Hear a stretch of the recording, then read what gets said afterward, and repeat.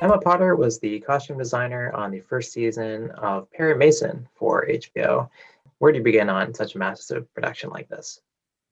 I mean, for me, it always starts with conversations, and reading the scripts. It was early talks with Tim Van Patten to kind of discuss these worlds that we wanted to create together and how to incorporate all the really lovely details that are written into the scripts that teach you about these characters or these worlds. And that kind of pointed me in the direction as to what type of research to do. And early on we started thinking about kind of drawing inspiration from people that really existed at the time and looking towards photography. And uh, that pushed me towards finding different documentary artists and photographers and portrait photographers to see who I could become inspired by.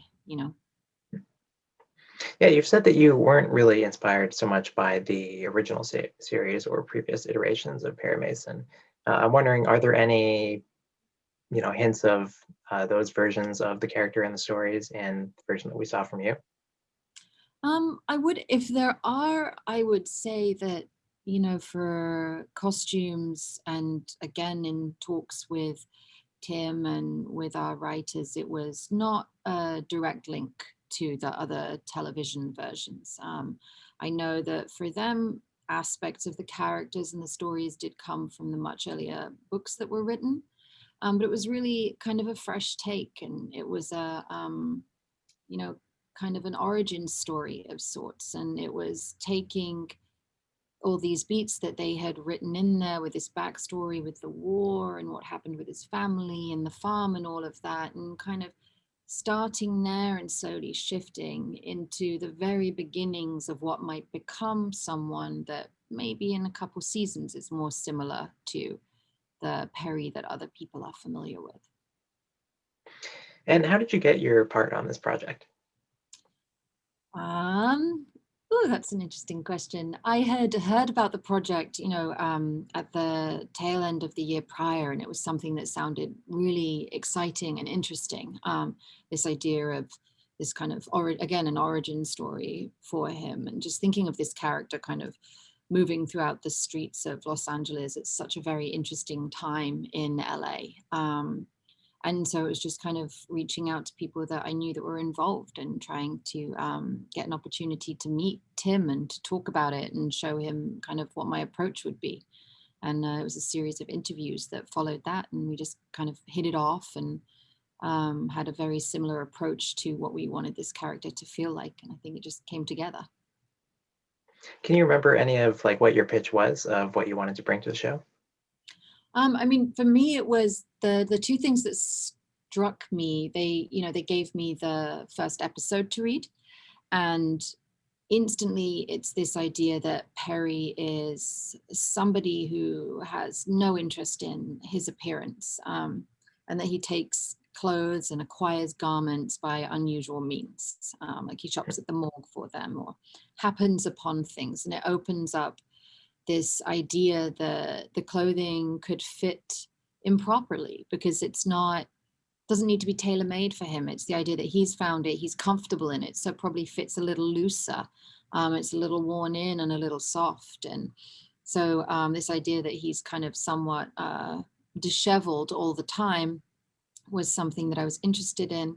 And also the idea that the city really needed to be its own character, and that we would need to go in with these background moments and really kind of pick out people and pay attention to them in almost like a heightened way, so that you could go through and see what this person is that's walking by on the street or in the crowd at the courtroom, and get a sense of who they are, where they're from, and why they might have ended up here. I think that kind of level of texture and that idea of building these worlds was something that very quickly kind of connected Tim and I when we were talking. Yeah, I look at the show and I can't believe the background to it. Can you tell me about dressing, all those hundreds of extras?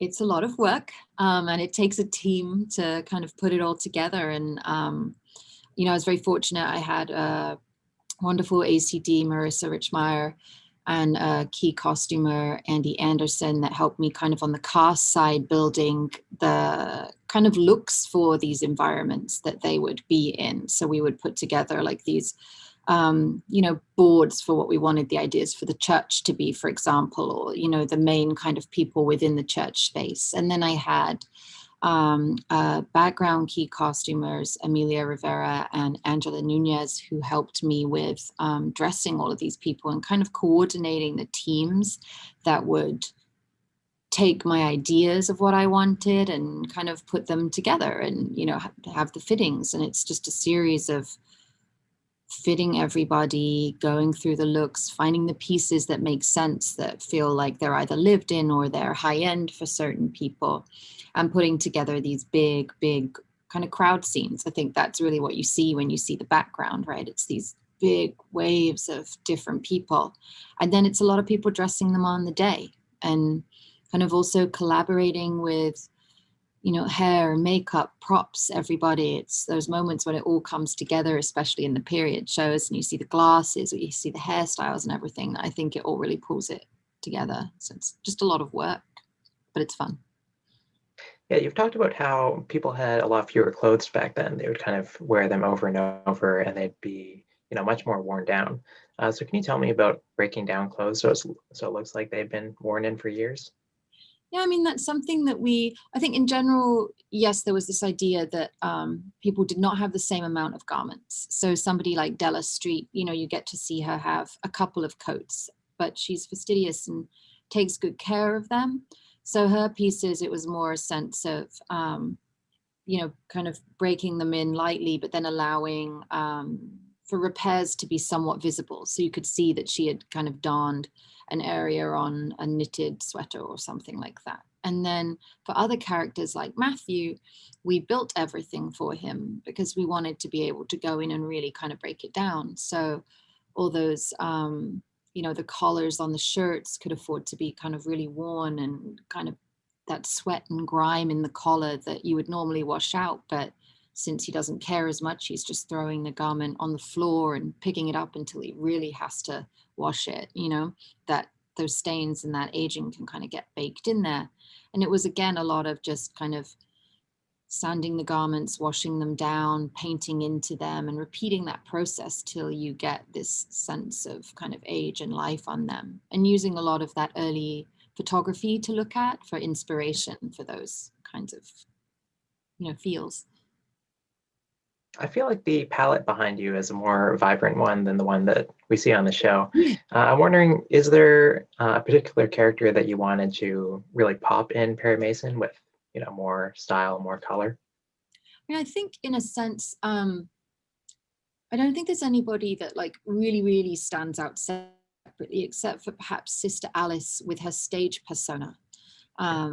And it's, I think of it almost, it's not so much the color palette, but the shine of the garments and the idea of the iridescent quality of the like silks and satins that she's wearing. To me, those really stood out, and they were intended to stand out and kind of reference Hollywood and the film industry and that kind of aspect of Los Angeles that we were in. So I think she stands out the most, but I also think someone like Paul Drake, in the moments where you get to see him in his own clothes and out of the police uniform, when he's in that big short collar coat, or he's in his suit when he's out at the bar, you get a sense of somebody that has a lot of style that you don't often get to see, but those little moments where it kind of peeks through are really exciting or fun to dress. I'm wondering if there are any characters who really changed once the actors were cast in the roles. Like I saw a kind of concept art for Sister Alice, and I thought she kind of looked more like Annette Bening. Uh-huh. Well, I think she stayed pretty true to the idea of what we were thinking about in the beginning.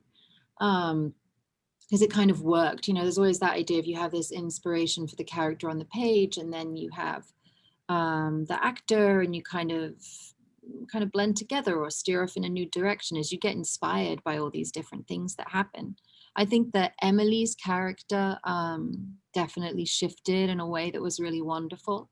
In initial conversation, she felt perhaps a little kind of colder or standoffish in her clothing, I would say, like a little more conservative in her choices. And I think that with Gail, we kind of got to this place where a lot of those soft florals and the delicate kind of pink colors came through. And that was a really nice change that I thought brought a lot to the character, made her feel a little more delicate. And, you know, you felt a little sorrier for her when she's sitting there in the jail and those kinds of things. So we're coming up on Emmy voting now. I'm wondering if you know what episode you submitted for consideration and why. I submitted episode 2. For me, episode 2, you know, you first get to see the church, so, and you see the New Year's Day celebration, and you also get to see World War One, which is a completely different kind of atmosphere, and you spend time in downtown Los Angeles, and all of those worlds, and introducing Sister Alice as well as Birdie and Paul Drake felt like the moment when you got to see really the whole kind of world that we were looking towards. How is it working with all these hats? How does it work? Yeah, do you have any comments on just, all the men just wearing hats all the time? Well, it was every man wearing a hat all the time, and most of the women wearing a hat too. So we just had a lot of hats. And it kind of just became, you know, the part of the fitting, like, okay, it's time to find a hat that really brings this together. And, you know, it was in the beginning, it was, I would say, a little harder, like picking Perry's hat and finding just the right slightly off hat for him to wear took a lot more work than, say, EB, who just came into the room, John Lithgow, and every single thing he popped on looked perfect. So it was just kind of, it was fun to play around with, a new accessory in a sense. You know, you don't see that so much these days. I feel like you're doing a lot higher profile stuff in the last 5 or 6 years. This is your second series. Can you tell me about, kind of what projects you're choosing these days? Yeah, I think I've been really fortunate in the last few years to get into doing these kind of series that really feel like a feature within an episode. Prior to that, I did do a lot of kind of narrative work and focused on features. And I find that when you're in the series format, you just have so much more opportunity to really explore the characters over a greater length of time. And I'm enjoying the challenges that come with it, like moving into period work and delving into bigger stories. You have more places to go and more time to spend doing it. And it's kind of more to unpack and a bigger puzzle. So I just kind of gravitate towards pieces that feel very character driven and give you the opportunity to build these kind of moments in time and these different worlds. And how did you come to be a film and television costume designer? Um, that's a kind of a roundabout way. I went to art school I went to the School of the Art Institute in Chicago, and I'd focused on kind of costuming and performance in a like conceptual art kind of way, and then worked with the other university there, got a film program, and kind of stumbled upon film as this place that you could be really collaborative and work with the director and the cast and the other departments. And, you know, my art in and of itself was similar, that I worked with performance artists and collaborated.